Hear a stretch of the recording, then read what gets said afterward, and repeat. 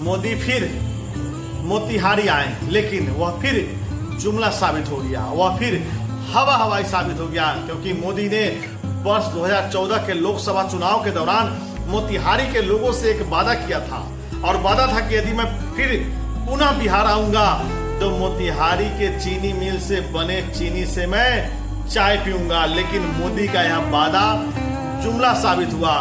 मोदी उस वादे को पूरी नहीं कर पाए।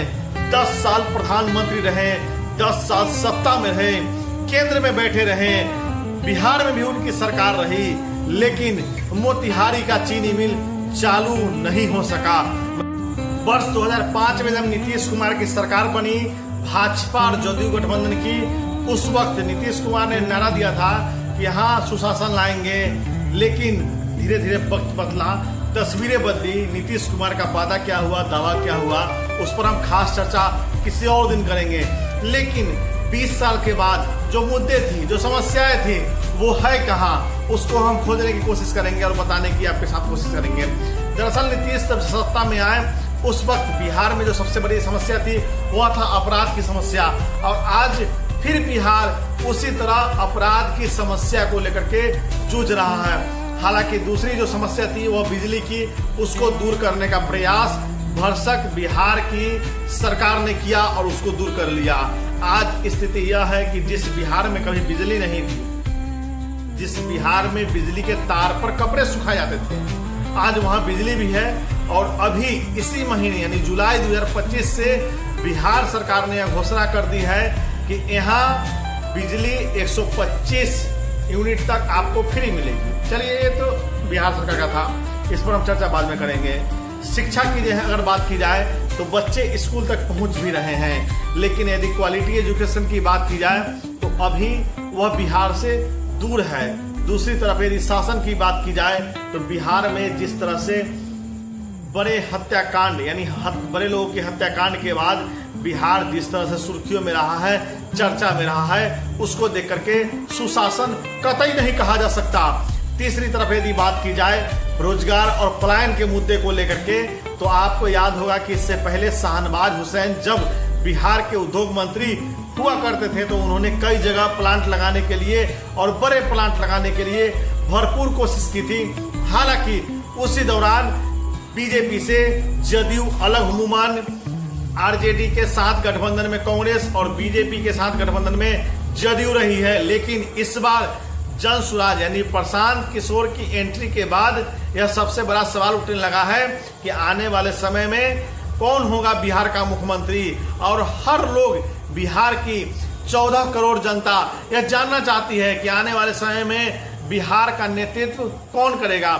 आइए आपको बताते हैं कि आखिर बिहार में नेतृत्व करने के लिए क्या चाहिए, कौन से मुद्दे हैं, क्या परेशानियां हैं और किन मुद्दों से अभी फिलहाल बिहार जूझ रहा है।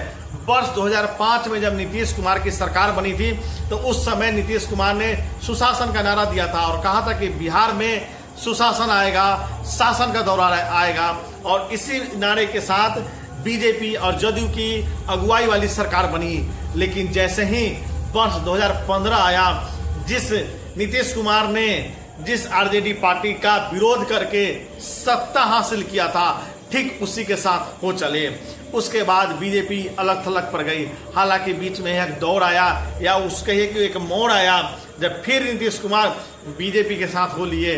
हालांकि आज वर्ष 2025 है, 20 वर्ष तक नीतीश कुमार बतौर मुख्यमंत्री बिहार के रहे, लेकिन जो मुद्दे थे, जो सवाल थे, जो परेशानियां थी, जो समस्याएं थी, वो कितनी बदली, उस पर हम चर्चा करने जा रहे हैं। जब नीतीश कुमार मुख्यमंत्री बने थे, वर्ष 2005 का वह दौर याद करिए जब नीतीश कुमार ने सबसे पहले काम किया था सुशासन के लिए।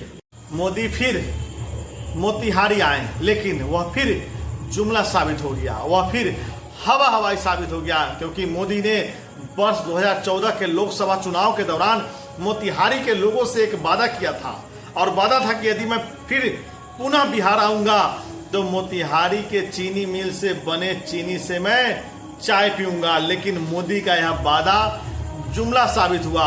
मोदी उस वादे को पूरी नहीं कर पाए। 10 साल प्रधानमंत्री रहे, 10 साल सत्ता में रहे, केंद्र में बैठे रहे, बिहार में भी उनकी सरकार रही, लेकिन मोतिहारी का चीनी मिल चालू नहीं हो सका। मैंने हाल ही के दिनों में गुरौल चीनी मिल के बारे में बताया था और बताया था कि वहां अब क्या चल रहा है।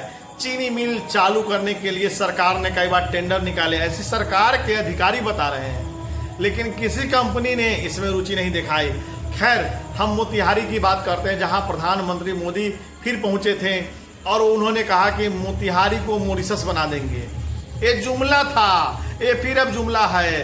10 साल मोतिहारी के लोगों ने देख लिया, 10 साल मोतिहारी के लोगों ने इंतजार कर लिया, 10 साल मोतिहारी के लोगों ने इस बात का इंतजार किया कि मोदी के आने के बाद बिहार के मोतिहारी का चीनी मिल शुरू होगा, लेकिन वह चीनी मिल शुरू हो नहीं सका। खैर छोड़िए, हम दूसरे मुद्दे पर आते हैं। अब बिहार में जो 2025 में जो सबसे बड़ा मुद्दा है वह है पलायन का मुद्दा, क्योंकि बिहार से जिस तरह से मजदूर ठूस ठूस कर ट्रेनों में भरकर गुजरात, दिल्ली, मुंबई, कोलकाता जैसे शहरों में रोजगार के लिए जाते हैं, उसी चीज को जन सुराज के सूत्रधार प्रशांत किशोर ने भुना दिया और कहा कि यदि जन सुराज की सरकार बिहार में बनती है तो जो मजदूर इस छठ से पहले आएंगे वो छठ के बाद मजदूरी करने बिहार से बाहर नहीं जाएंगे। प्रशांत किशोर के इस दावे के बाद आनन फानन में बीजेपी और जदयू की सरकार ने जो वृद्धावस्था पेंशन लोगों को मिलता है, जो बूढ़े लोगों को पेंशन मिलता है, उसको 400 रुपए से तुरंत बढ़ाकर 1100 रुपए कर दिया। 125 यूनिट बिजली को फ्री कर दिया। पत्रकार जिनका 60 वर्ष से ज्यादा उम्र है उनके 6,000 रुपए के पेंशन को आज 15,000 रुपया कर दिया। यह बिहार में प्रशांत किशोर के सिर्फ आगाज यानी आने के बाद सरकार की यह कोशिश रही है, यह घोषणा रही है। आने वाले समय में यह देखना होगा कि बिहार में अपराध और पलायन का जो सबसे बड़ा मुद्दा है उसके लिए सरकार क्या कदम उठाती है। जो अपराध बिहार में नासूर बन चुका है उसके लिए बिहार पुलिस क्या करती है। जो चोरियां हर वर्ष होती है उसके लिए बिहार सरकार के लिए क्या तकनीकी सेल काम करती है, क्योंकि जिस तरह से हाल ही के दिनों में देखा आपने कि महुआ में जिस तरह से चोरी की घटनाएं हुई, कोई एक का भी उद्भेदन बिहार पुलिस की टीम ने नहीं किया है अब तक। अब ऐसे में सवाल उठता है कि क्या बिहार में अपराध नहीं रुकेगा। अब ऐसे में सवाल उठता है क्या बिहार से पलायन कभी नहीं रुकेगा। अपराध और पलायन इस चुनाव के सबसे बड़े मुद्दे हैं, क्योंकि बिहार में रोजगार नहीं है और रोजगार न होने के वजह से लोग यहाँ के पलायन कर रहे हैं। और अपराध पर अंकुश लगाना बिहार पुलिस के लिए सबसे बड़ी चुनौती है। इस चुनौती को बिहार पुलिस कितना स्वीकार करती है, कितनी तैयारी करती है, कितनी सजग होती है, किस तरह रोकती है, यह देखना पड़ेगा। क्योंकि बिहार विधानसभा का 2025 के चुनाव में जिस बात की चर्चा है वो तो होगी, और चर्चा पलायन पर होगी, चर्चा रोजगार पर होगी, चर्चा अपराध पर होगी। और इसी को लेकर के हम आपसे लगातार रूबरू होंगे और आपको बताएंगे कि बिहार में इस बार क्या होने वाला है। धन्यवाद, जुड़े रहिए मेरे इस खास प्लेटफॉर्म प्रभात ऑफिशियल न्यूज पर। धन्यवाद।